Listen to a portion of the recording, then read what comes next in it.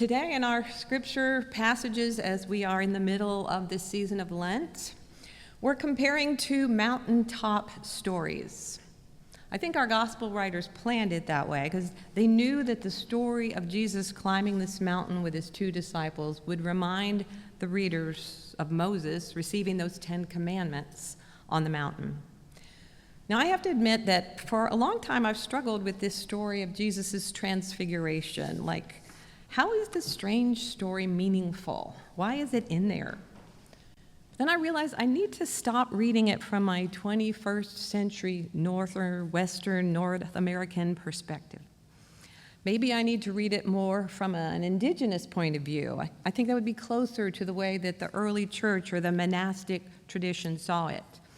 Because this story does not stand alone by itself. It's part of a spiritual process.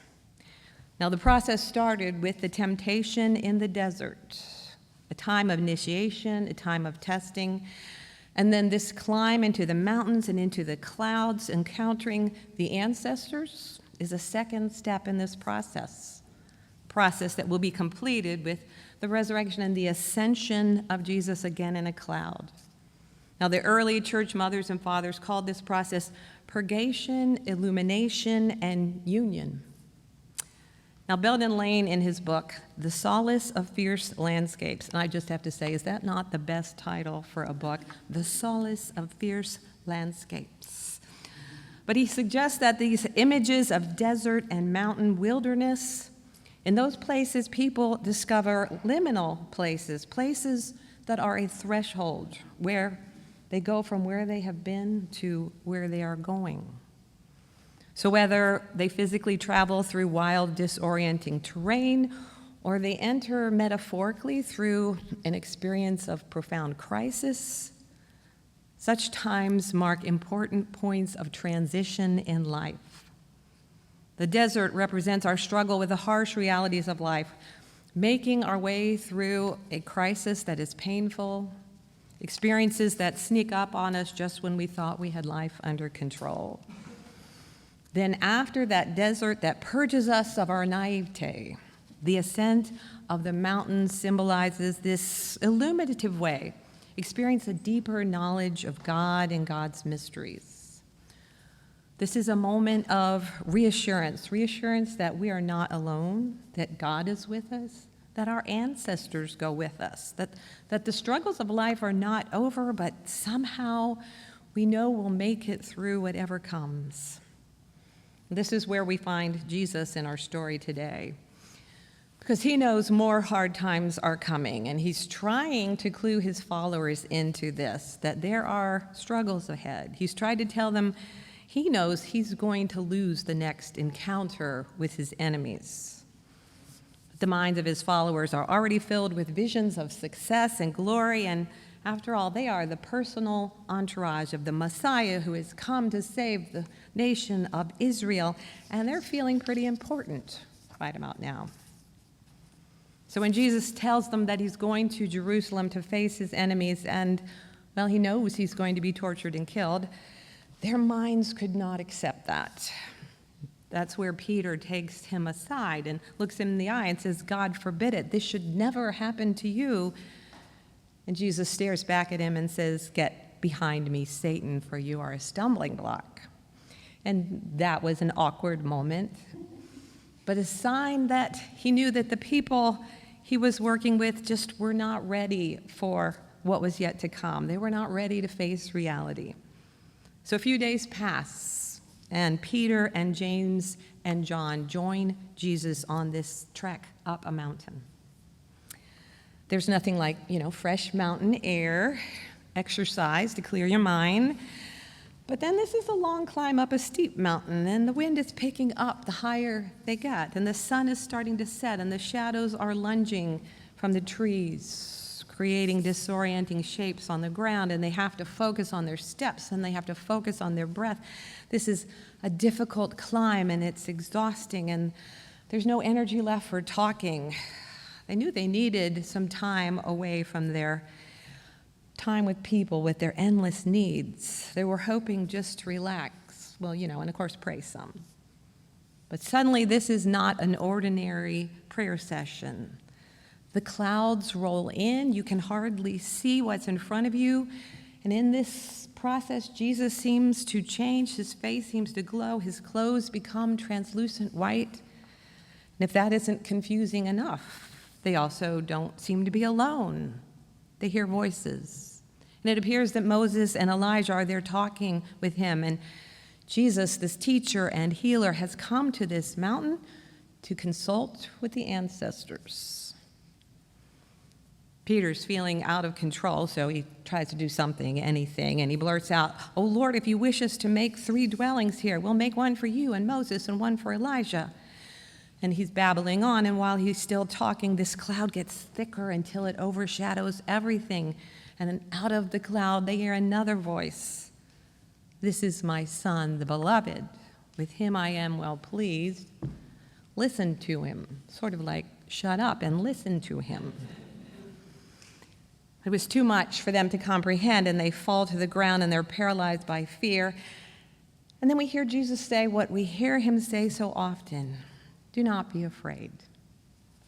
And then the vision is over as fast as it's begun. And while they're climbing back down the hill, Jesus tells them to tell no one about this vision until after the Son of Man has been raised from the dead. And they weren't sure what that meant, but that was a great relief, because who would want to tell this story? I mean, who would believe you? And we don't even know what it means yet. Have you ever had an experience like that? Maybe not exactly like that. But have you been in a place, in a moment, in a day, or in a week where the presence of the divine, where the presence of God was so real, you could almost touch it? Have you had maybe one or maybe a few more times in your life where you were just at peace, maybe a little frightened by the intensity of the experience, but you knew God was there and it was good? In the scriptures, these intense, direct experiences of the presence of the love of God, well, they tend to happen on mountains. And so we've come to call these mountaintop experiences, although in real life they can happen anywhere. You don't have to plan a trip to a mountain. You don't have to hike the Appalachian Trail. You might want to, but you don't have to look for that perfect spiritual moment. And if you do, it probably won't work out, because your experience could take place anywhere, and it's more likely to occur when you're not trying to make it happen. Where have you experienced God so acutely that it took your breath away? I mean, it could be in worship when the music just seems to seep into your very soul. Might be a moment where you just feel the love of family and friends gathered together and enjoying and appreciating so much that you just know that God's love is real in this moment. Now, even though I lived about 10 years at the top of a mountain, the experiences that sustain me most have taken place at the beach. I'm sorry. At the times in my life when I've needed respite from the busyness of life, when I've needed a place to be alone in the presence of God, they haven't been while climbing to the top of a mountain. Instead, it's been when the warm sand is under my feet and I smell the salt in the sea breeze, and I have found myself feeling like those first disciples, those beams of light that are streaming through the clouds and they're dancing softly off the moving waves, have felt to me like that light that shone on Jesus' face on the mountain. Feeling a little bit frightened by the majesty and at the same time peacefully enveloped in God's love. The weight of the world seems to disappear, and for a moment, at least for a moment, all seems that it is as it should be. But then, like Peter, when his plans to build the tents to hold on to that moment were abruptly cut off by that voice in the cloud, the truth is we don't get to stay. And Peter heard that voice say, "This is my son, the beloved. Listen to him." And Jesus touches him and says, "Don't be afraid." And it's time to go back. Back down the mountain, back to the crowds, back to all of their needs and the work of daily life. Jesus took some of those disciples along to strengthen them for the journey that was ahead. But this was also his moment of respite, of reassurance, because he knew his purpose was to walk into the hands of his enemies without weapons, only grace and forgiveness. He knew the road to resurrection would require that he let go of all of his expectations and just continue to follow where God led. He knew it would take all the strength of character and trust that he could muster. So this moment in the presence of the ancestors, in the presence of those who had gone this path before him, was exactly what he needed. Now, our Old Testament passage told that other mountaintop story. The glory of the Lord settled on Mount Sinai, and the clouds covered it for 6 days. And by the seventh day, God called Moses in the cloud, and he entered into that cloud, and he went to the mountain. And he was on the mountain for 40 days and 40 nights, a number we've heard before and we'll hear again. But he was drawing strength from God for the journey ahead. These mountaintop experiences, wherever they take place, they give us a new perspective, maybe a little closer to God's perspective of life and its meaning. So what inspires you when you find yourself wandering lost in a spiritual desert, when you feel like you've been through that temptation, overwhelmed experience? What sustains you during the long, difficult days and nights of a struggle in life? Take some time in this time of Lent to remember the places where you once caught sight of the presence of God.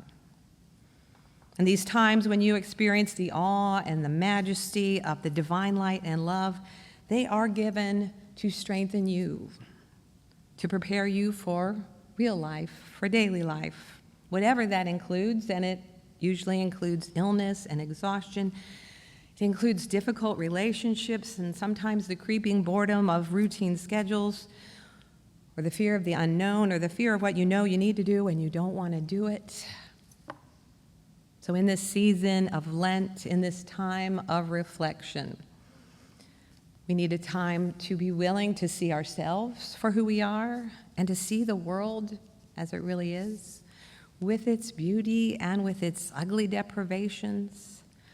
We might need to remember some of those mountaintop moments and to wait for the presence of God to fill us once again.